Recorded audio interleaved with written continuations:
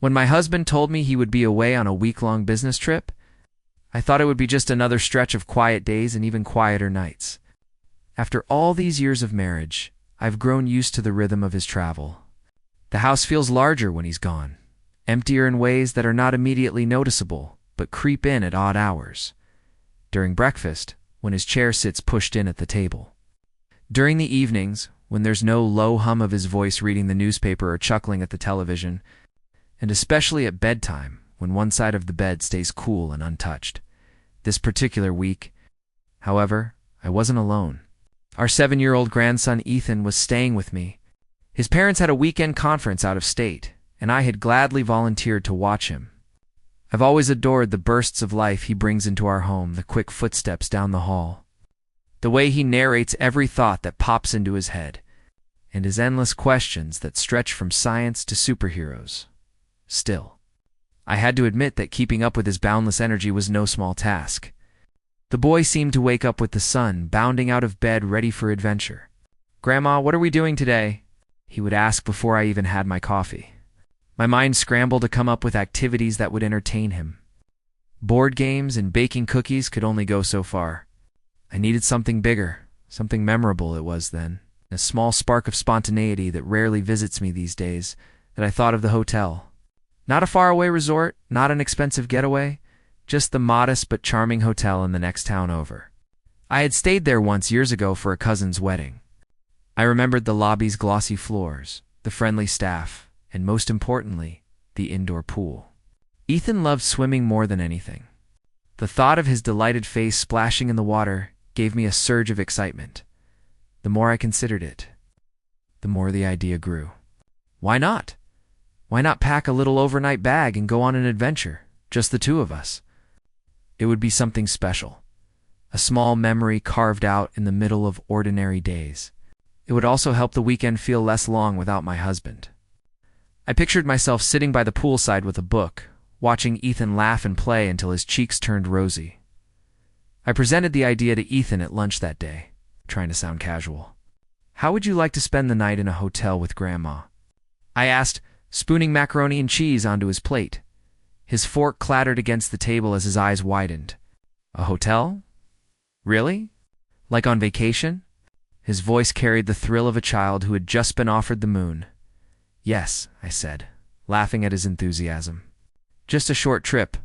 One night. We'll pack some pajamas, maybe order pizza, and there's even a swimming pool." A swimming pool. He nearly bounced out of his chair. "Grandma, this is going to be the best day ever." That afternoon, the house buzzed with preparation. Ethan insisted on packing his own backpack. He carefully placed his favorite pajamas, the ones with dinosaurs inside, along with his beloved stuffed lion that had traveled with him since he was a toddler. He tucked in a small stack of toy cars and, after some deliberation, a well-worn picture book he liked to read before bed. He brought it over to show me proudly. "I'm ready, Grandma. Do you think they'll let me bring toys into the hotel?" I smiled, smoothing his hair. "Of course, sweetheart. It's our room for the night. We can bring whatever makes us comfortable." As I zipped up my own bag with a change of clothes, toiletries, and a novel I had been meaning to finish, I caught a glimpse of myself in the mirror. My eyes had a spark of liveliness I hadn't noticed in some time.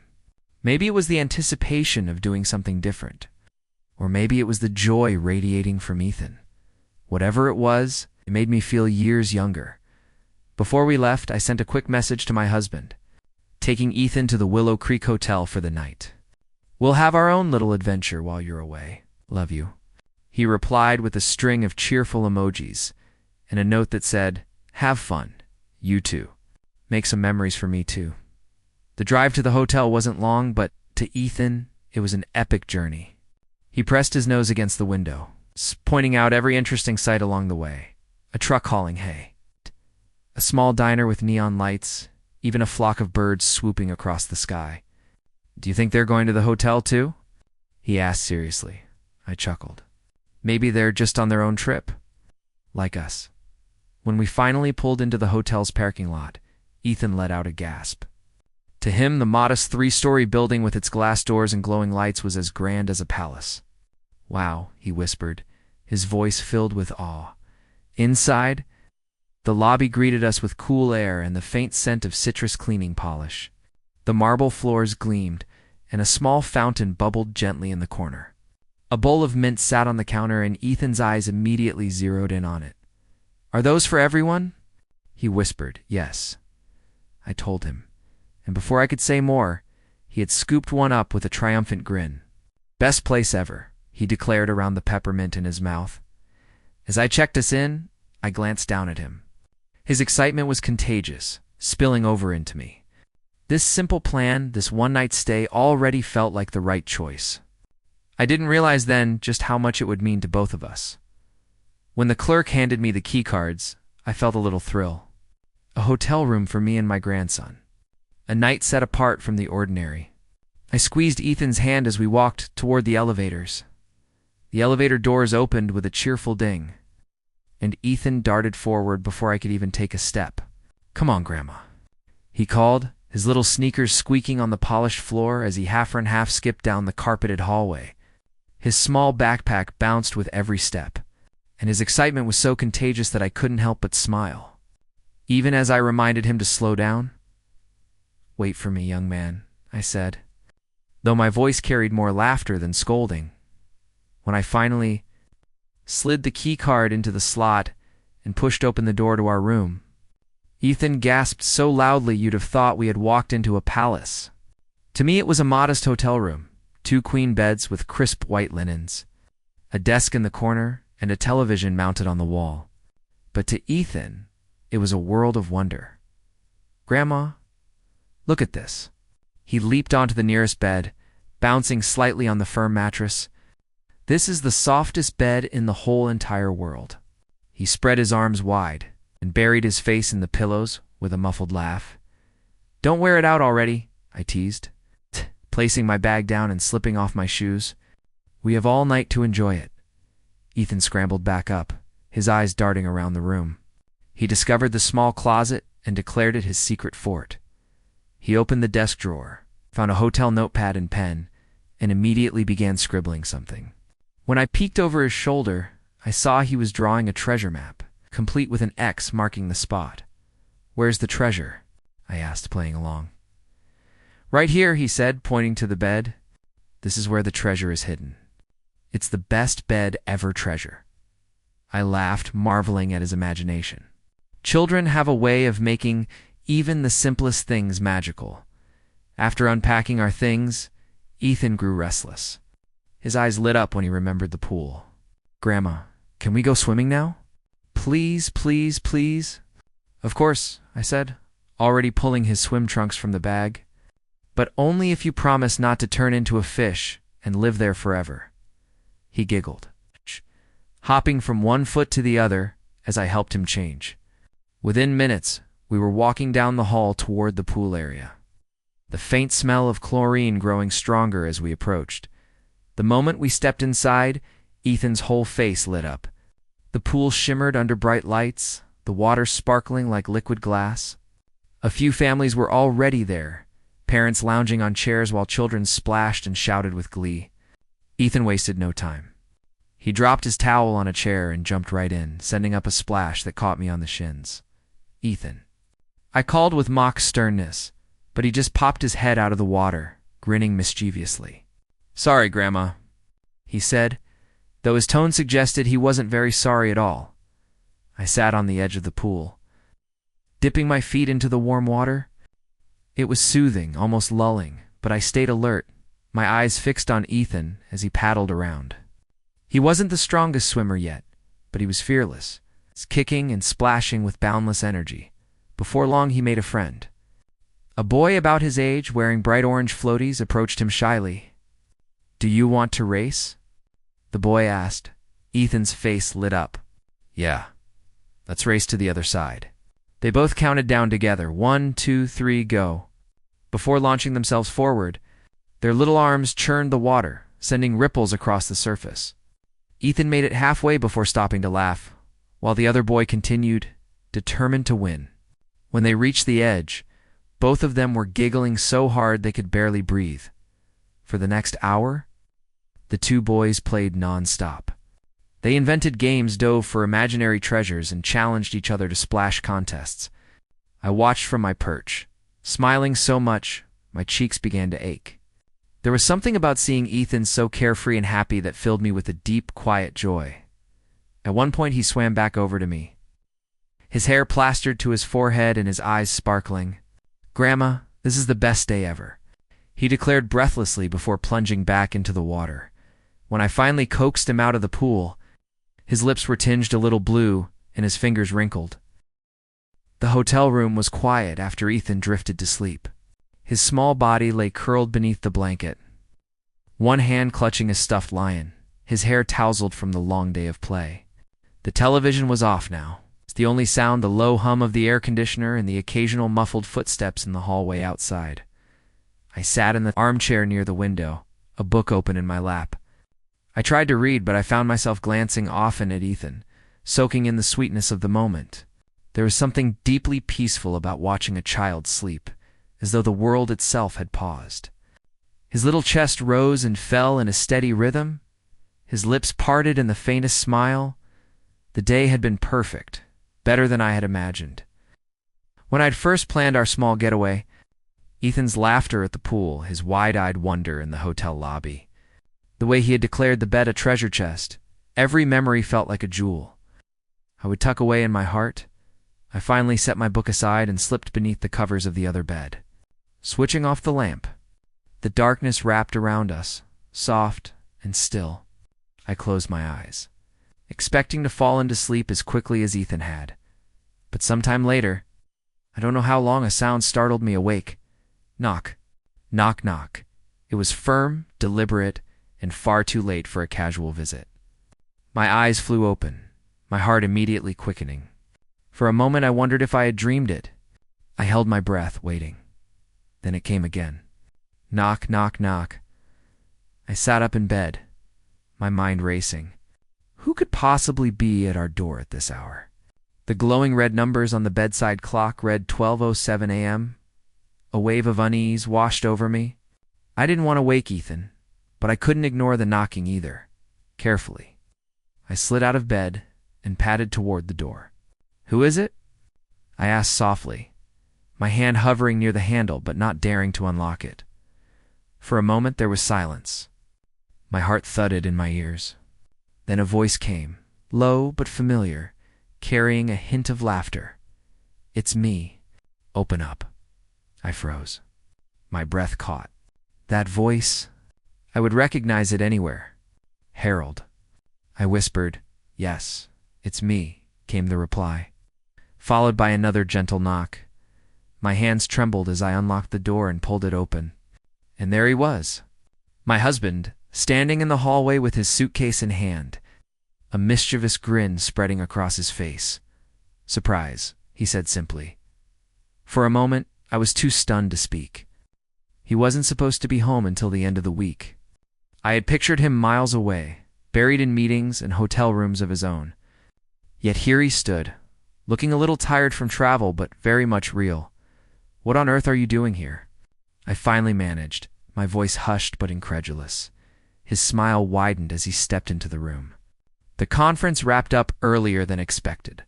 I thought about just going home, but then I remembered your message. About the hotel?"